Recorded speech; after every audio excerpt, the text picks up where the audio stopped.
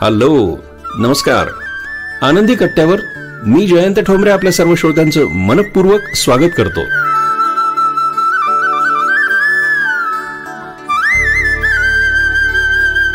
एकदा श्रीकृष्ण आणि अर्जुन फिरायला बाहेर पडले. वाटेत त्यांना एक माणूस भीक मागताना दिसला.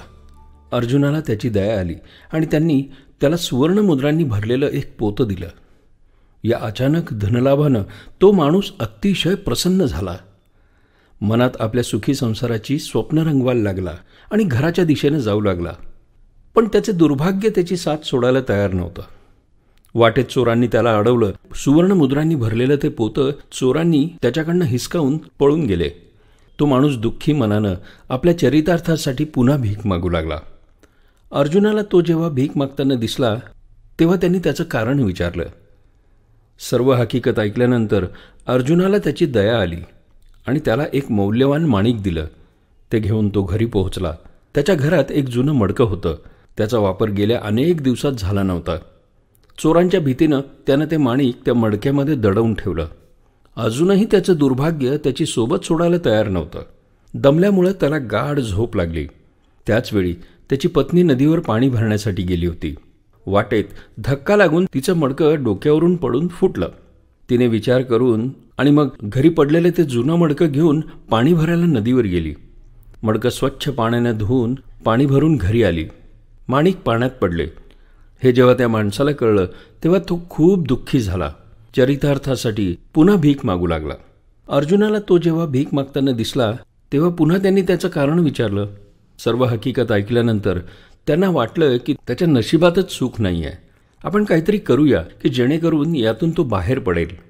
आता यापुढे देवाची कृपा सुरू झाली. श्रीकृष्णाने त्या माणसाला दानामध्ये फक्त 2 मोहरा दिल्यात. अर्जुन म्हणाला, प्रभू, मी दिलेल्या सुवर्णमुद्रा आणि माणिक या माणसाचं दारिद्र्य घालवू शकलं नाहीत तर या 2 छोट्याशा मोहरांनी काय होणार आहे? हे ऐकून श्रीकृष्ण फक्त हसले आणि अर्जुनाला त्या माणसाच्या मागावर जायला सांगितलं. तो माणूस चालता चालता विचार करू लागला की या 2 मोहरांमध्ये धड एका माणसाचं जेवणसुद्धा होत नाही आणि देवाने आपल्याला असं कसं दिलं? ही देवाची कसली कृपा? चालत असताना त्याची नजर एका मासेमाऱ्यावर गेली. त्याच्या जाळ्यात एक छोटा मासा तडफडत होता. माणसाने विचार केला की या 2 मोहरांमध्ये आपलं तर काही पोट भरणार नाही, पण या माशाचा तरी आपण जीव वाचवू शकतो. सौदा करून त्या 2 मोहरांमध्ये तो मासा विकत घेतला. त्याला आपल्या कमंडलूत घातलं. त्यात पाणी भरलं होतं आणि त्याला नदीत सोडायला निघाला. माशाच्या तोंडून तेव्हा काहीतरी बाहेर पडलं. निर्धन माणसाने ते पाहिलं आणि काय आश्चर्य, माशानं गिळलेला तोच माणिक होता जो त्यांनी मडक्यामध्ये ठेवला होता. तो माणूस अत्यानंदानं ओरडू लागला, सापडला, सापडला. नेमकं त्या बाजूनं चोर चालले होते, ज्या चोरांनी याच्या सुवर्णमुद्रा लुटल्या होत्या. त्या चोरांनी त्या माणसाला सापडला सापडला असं ओरडताना पाहिलं. चोर घाबरले. चोरांनी विचार केला की यांनी आपल्याला ओळखलं आणि आता राजाकडे तो आपली तक्रार करील. घाबरलेल्या त्या चोरांनी चोरलेल्या सगळ्या सुवर्णमुद्रा त्याला परत आणून दिल्या आणि क्षमा मागू लागले. हे पाहताच अर्जुनानं श्रीकृष्णाला नमस्कार केला. अर्जुन म्हणाला, जे काम पोतभर सुवर्णमुद्रा आणि मौल्यवान माणिक करू शकले नाही ते केवळ तुमच्या 2 मोहरांनी करून दाखवलं. श्रीकृष्ण म्हणाले, अर्जुना, हे सर्व आपल्या मनाचे खेळ आहेत. जेव्हा तू पोतभर सुवर्णमुद्रा आणि मौल्यवान माणिक त्याला दिलेस तेव्हा त्याने फक्त स्वतःचा विचार केला. फक्त 2 मोहरा दिल्यानंतर त्याने दुसऱ्याचा विचार केला.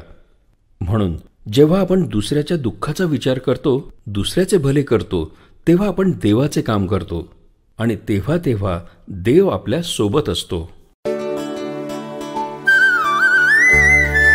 श्रोत्यो, रेडिओ जयंत या यूट्यूब चॅनल आणि फेसबुक पेजवर येणाऱ्या प्रत्येक कार्यक्रमाला आपण भरभरून प्रतिसाद देतात. आपले लाईक्स, आपले कॉमेंट्स आम्हाला प्रेरणा आणि प्रोत्साहन देत आहेत. आता एक छोटीशी विनंती, आपल्याला जसा हा आनंद या कार्यक्रमातून मिळाला, मग ते अभिवाचन असो, आनंदी कट्ट्यासारखा कार्यक्रम असो किंवा व्यक्त अव्यक्त, आपल्याला आवडलेला प्रत्येक कार्यक्रम तुम्ही नक्की शेअर करा आणि आपल्याला जो आनंद झालाय तो आपल्या मित्रांना, नातेवाईकांना आणि आप्तेष्टांना सुद्धा मिळू द्या. आवडलेला प्रत्येक कार्यक्रम जरूर शेअर करा आणि आपल्या आनंदात, आपल्या सुखात, आपल्या समाधानात आपले मित्र, नातेवाईक, आप्तेष्टांना सुद्धा सामील करून घ्या.